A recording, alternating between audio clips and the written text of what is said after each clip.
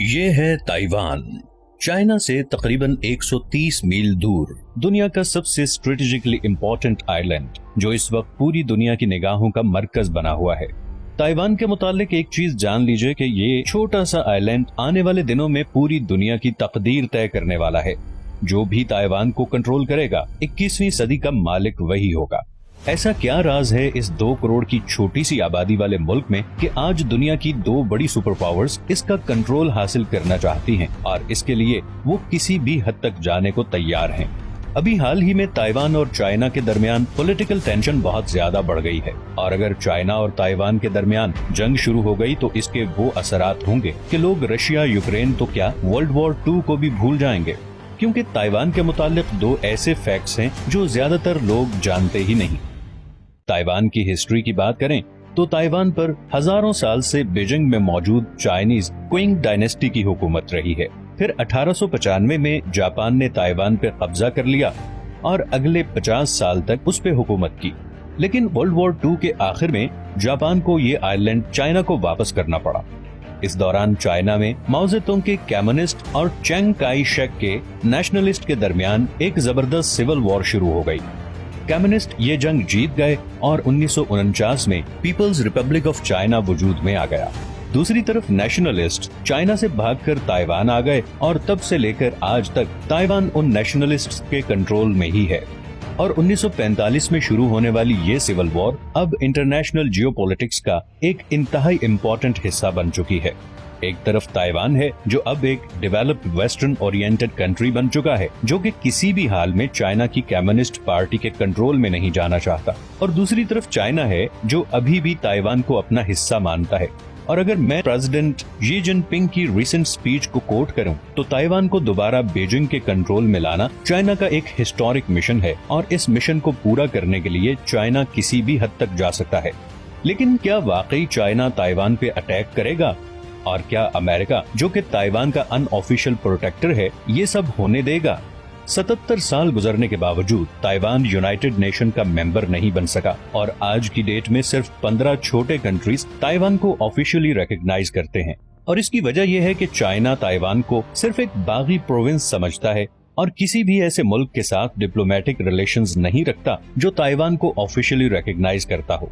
अब चाइना 1.5 अरब की आबादी के साथ दुनिया की दूसरी बड़ी इकोनॉमी है और इसीलिए सारी दुनिया, इवन के अमेरिका भी इस इशू में पब्लिकली चाइना को सपोर्ट करता है और ताइवान को इंडिपेंडेंट स्टेट रिकॉग्नाइज नहीं करता। लेकिन दूसरी ही तरफ अमेरिका ताइवान का सबसे बड़ा अनऑफिशियल सपोर्टर भी है, बल्कि अमेरिका अब तक अरबों डॉलर के हथियार ताइवान को बेच चुका है, जिसमें हेलीकॉप्टर्स, जेट्स, मिसाइल्स और सबमरीन्स शामिल हैं।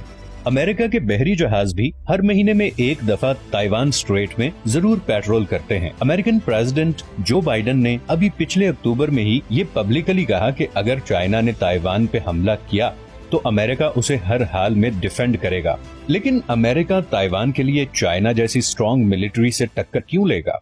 इसकी सबसे पहली वजह है चाइना की जोग्राफियाई हकीकत। चाइना के पास 14,000 किलोमीटर लंबी दुनिया की 10वीं बड़ी कोस्ट लाइन है जो पैसिफिक ओशन को टच करती है। चाइना की आधी से ज्यादा आबादी इन्हीं साहिली इलाकों में रहती है। दुनिया के बड़े पोर्ट सिटीज जैसे कि हांगकांग, शेंजन और शंघाई वगैरह इसी कोस्ट लाइन पे हैं और ये शहर चाइना की इकोनॉमी को बाकी दुनिया की सप्लाई चेन से कनेक्ट करते हैं और यहीं से सारी दुनिया को चाइना अपनी चीजें एक्सपोर्ट करता है। लेकिन इन सारे रास्तों में छोटे छोटे आइलैंड हैं जैसे जापानीज आर्किपेलागो, रियूको आइलैंड और फिलीपींस वगैरह, जिनकी वजह से ऐसे चोक पॉइंट्स बने हुए हैं। चाइना की बदकिस्मती ये है कि ये सारे आइलैंड्स अमेरिका के इन्फ्लुएंस में हैं, यानी ये उसके दोस्त हैं। तो चाइना के सारे समुद्री जहाज असल में उन चोक पॉइंट से गुजर कर जाते हैं जो उसके सबसे बड़े दुश्मन अमेरिका के कंट्रोल में हैं। और ये सब अमेरिका ने बहुत इंटेंशनली 1950 में डिजाइन किया था, जब कम्युनिस्ट पार्टी ने चाइना पे कब्जा किया था।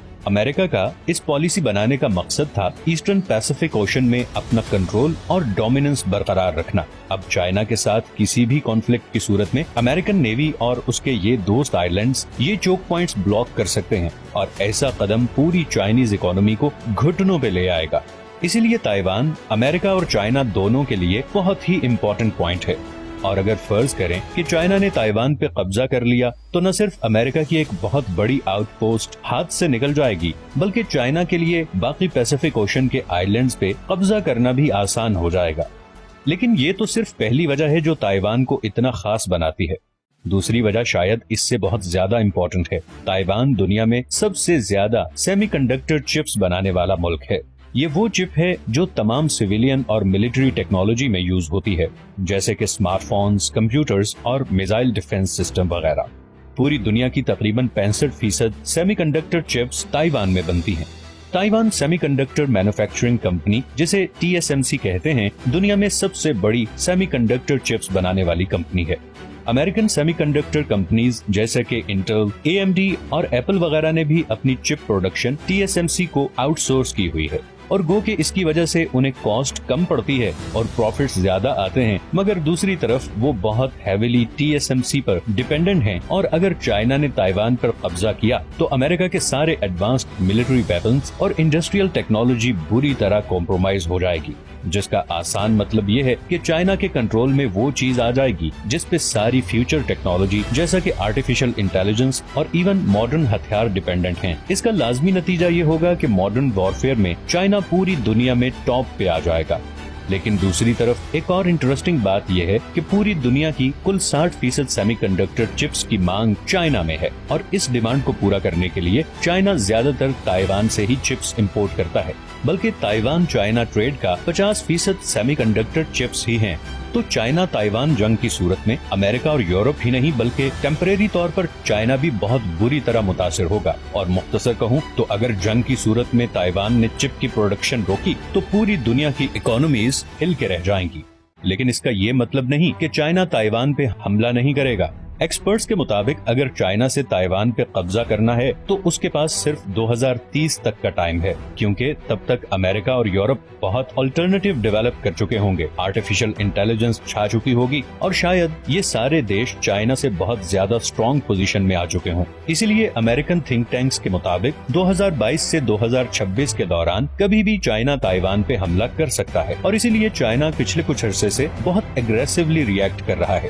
ابھی ریسنٹلی امریکن ہاؤس اسپیکر کے وزٹ کے بعد چائنا نے تائیوان کے بالکل قریب سمندر میں بحری مشقیں شروع کر دی ہیں۔ اس جنگ میں شکست چائنا کے لیے بہت شرم کا موقع ہوگا، اور اس کی دنیا کی نیکسٹ سپر پاور بننے کی خواہش پہ ایک سوالیہ نشان آ جائے گا۔ دوسری طرف اس میں کامیاب ہونا امریکہ اور اس کے ایلائز کا حوصلہ توڑ دے گا، اور ایشیا میں چائنا کی برتری قائم ہو جائے گی۔ اور صرف یہی نہیں بلکہ امریکہ اور یورپ اس ایڈوانس سیمی کنڈکٹر چپ سے بھی ہاتھ دھو سکتے ہیں جو فیوچر ٹیکنالوجی کی ہے۔ اس جنگ کی صورت میں باقی دنیا کے ملک کیا ریئیکٹ کریں گے یہ تو وقت ہی بتائے گا، لیکن ایک بات تو یقینی ہے کہ اس کے اثرات رشیا یوکرین وار سے کہیں زیادہ خطرناک ہوں گے، اور عین ممکن ہے کہ اگر دوسرے ملک تائیوان کی مدد کو آئے تو ایک ورلڈ وار شروع ہو جائے گی۔ چائنا تائیوان کانفلکٹ ایک بہت ہی کمپلیکس ٹاپک ہے، اور میں نے بہت مشکل سے اسے سمرائز کیا ہے۔ یہ ہیں وہ سارے سورسز جن سے اس ویڈیو کے لیے میں نے کنسلٹ کیا۔ آپ کی اس ساری سچویشن کے بارے میں کیا رائے ہے؟ اپنی سجیشنز نیچے کامنٹس میں ضرور دیں، اور اگر آپ کو یہ ویڈیو اچھی لگی ہے تو اسے لائک اور چینل کو سبسکرائب کر دیں۔ میں نے ابھی بہت سے انٹرسٹنگ ٹاپکس پہ ویڈیوز بنانی ہیں، تو آپ کی سپورٹ بہت ضروری ہے۔ اپنا خیال رکھیے گا، ملتے ہیں نیکسٹ ویڈیو میں۔